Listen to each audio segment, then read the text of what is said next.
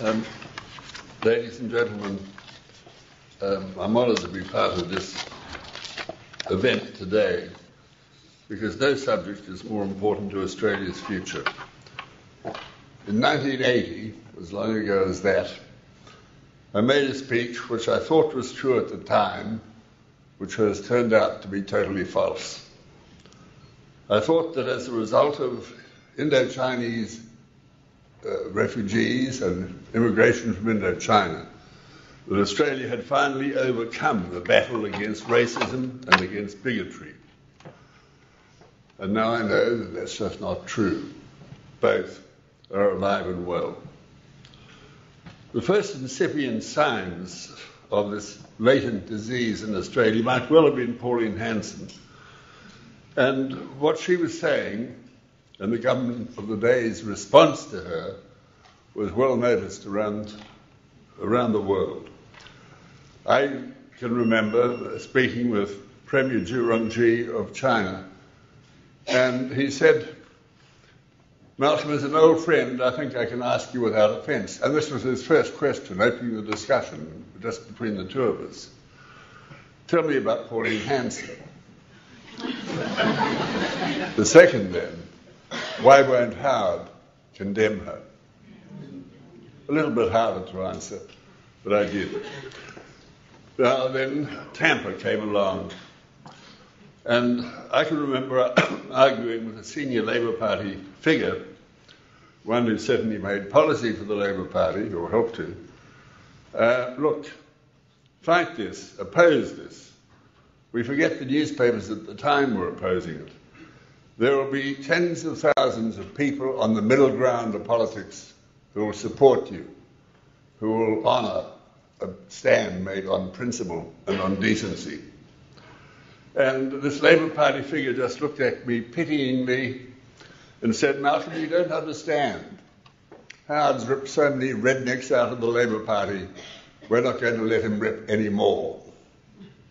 And that began the race to the bottom of the barrel. The only problem with that is that every time they get to the bottom of the barrel, they go and buy a bigger barrel and a deeper one. There's an impact around the world. Australia's descent, or our government's descent into inhumanity, is not yet finished, because it seems that hardly a week passes without the government finding some way to be even more harsh, more inhumane. The Vietnamese who came here had made wonderful citizens. They were treated with generosity and openness. There were no raisin wire detention camps. We didn't need that. They were billeted out in the community. And people still speak to me about their welcome. There were toys for the children, clothes for the children, waiting for them, wherever they were placed. And many now do what they can to repay Australia. I met a young man who joined the Air Force. Others have joined the Army and have served in Afghanistan or Iraq as part of an effort to repay Australia.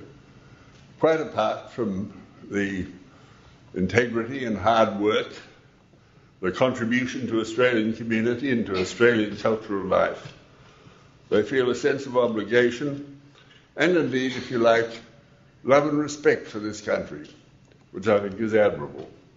There are many other groups of people who could also have felt like that if we'd given them the opportunity. The policy is based on lies, and some very significant ones. People say, you've got to stop people drowning at sea. Well, if after the Houston report, the government of the day had said, right, we're going to give a significant allocation to Indonesia, we'll discuss with them what's needed, 5,000, 6,000 or 7,000 a year out of an intake of 20,000. But no, Indonesia's allocation was increased by, a couple of hundred or something. So the pressure remained on Indonesia, the pressure remained on people to get on boats. But if you'd had a decent quota out of Indonesia. A processing centre established there with UNHCR and Australian cooperation, and we probably would have had to pay for it, but it would be cheaper than Manus Island and Nauru. Then they'd fly to Australia. They wouldn't get on boats. So when you say it was necessary to do what has been done to stop people drowning at sea, there was always a much easier way to stop that. There was always a humane way to stop that, which the government and the opposition both deliberately rejected.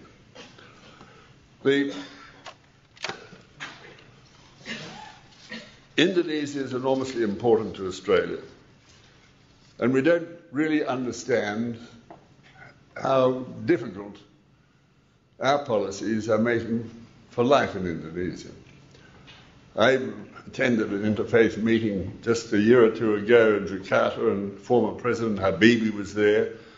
Many Islamic leaders were there, and people from other religions also.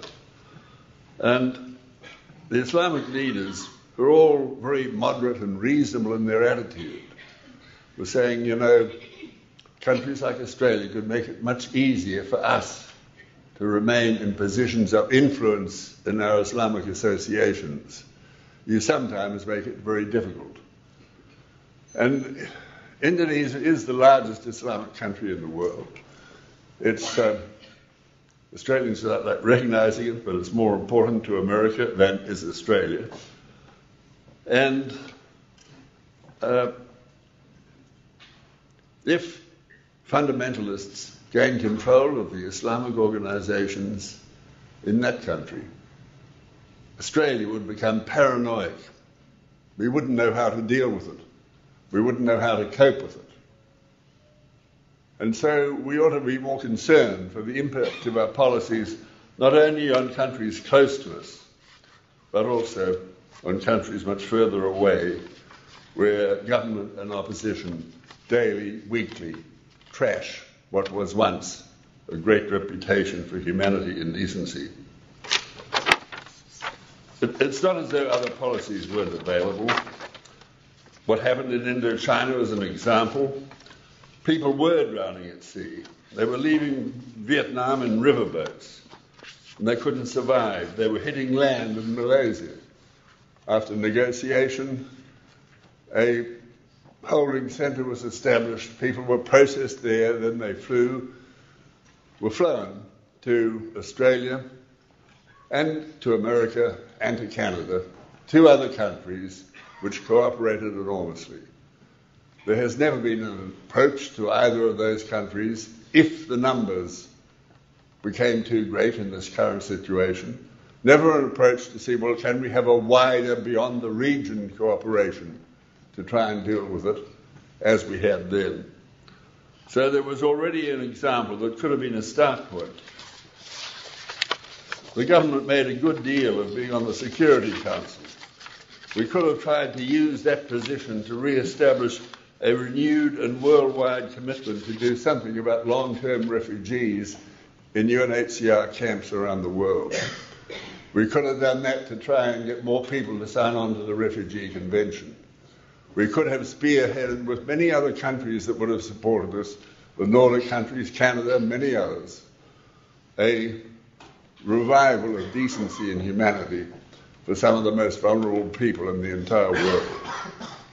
We've done none of that.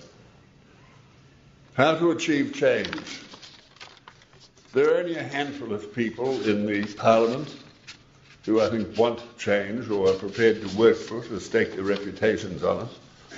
A few people in the Labour Party raised it in their caucus just a day or two ago, but they didn't have the numbers for it to go to a vote. It was decided on the voices, as I understand.